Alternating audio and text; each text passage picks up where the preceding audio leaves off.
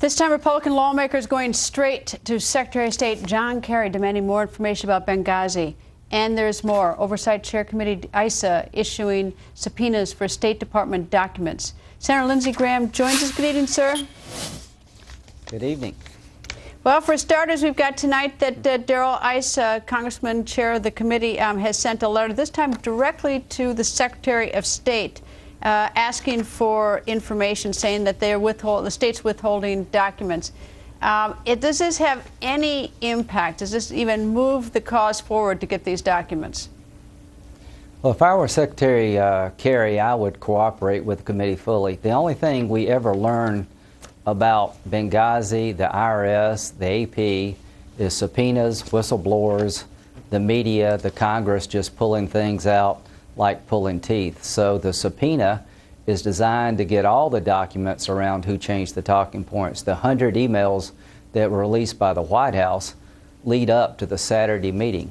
There was a meeting in the White House Saturday before Susan Rice came on the Sunday shows on the 16th of September, where they had a deputies meeting, an interagency meeting with White House personnel present that led to the talking points being changed. Who was in that meeting and what did they talk about? We still have no idea who was in that meeting and how the talking points got changed. Well, you would think that Secretary of State Kerry would really jump on this for the simple reason is that he has nothing to do with this, absolutely nothing to do with it. He became Secretary of State in January, and this is something that's a distraction for his department, and he can sort of just very quickly put this behind him, get the answers, make everybody happy, at least vis-a-vis the State Department, and move on. Well, what do we want to know? We want to know how the story of Benghazi got so distorted, how Susan Rice came up with such a bizarre story disconnected with the facts. Why doesn't the White House give us the September 12th memo from Beth Thomas, where she told everybody in the White House and the State Department, I just told the president of Libya this was an al-Qaeda-inspired affiliated group attack on our consulate. Beth Jones? Beth Jones. Yeah, why don't we have that? At the end of the day, what do we want to know? We want to know how the story of Benghazi got so distorted. I want to hear from the survivors. I've written Secretary Kerry, I've written the CIA. Please make available to the Congress and the American people those who survived the attack in Benghazi so they can tell us what happened and we can learn from this.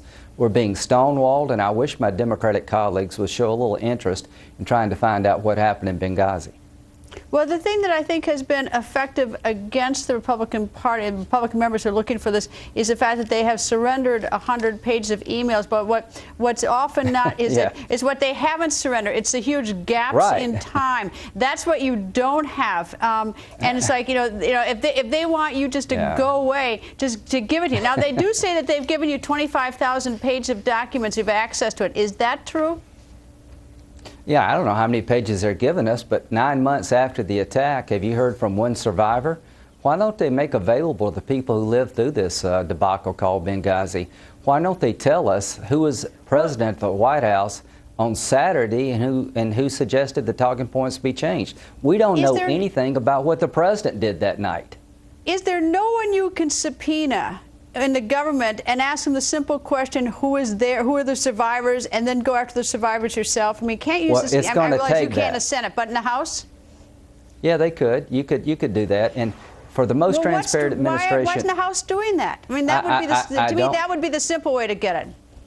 I don't know why the Commander-in-Chief will not share with us the details of his leadership on September the 11th. We know everything he did in the bin Laden raid. We have photos of him watching television, being in control on top of the situation Commander-in-Chief. I don't even know when he went to bed. I'm not going to stop until we hear from the survivors and the president accounts for his leadership before, during, and after. All right, we have 30 seconds left. Victoria Nuland, who is the spokesperson at the State Department, and sort of you see her name surface a couple times. She has just been nominated for a new job. Do you intend to ask her all these questions that you're not, will you get a chance to, I should say, and will you? Yes, and I won't be on the committee, but she'll be asked. She suggested that the original talking points by the CIA that said clearly it was a terrorist attack, an al-Qaeda affiliate, and that they had been warned about previous attacks. She pushed back because she didn't want the State Department to be blamed by Congress, she said. But she told me personally she has no idea who changed the talking points. The last time she saw the talking points was on Friday night. They got changed Saturday at the White House. Who was at the White House? What did they talk about? And how did the talking points get changed? That's what I want to know.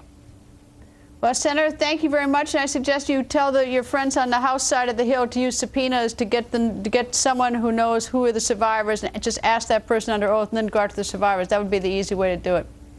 But yeah, and Secretary anyway. Kerry should make it easier for us all just by volunteering to have these people come forward. Senator, thank you, sir. Thank you.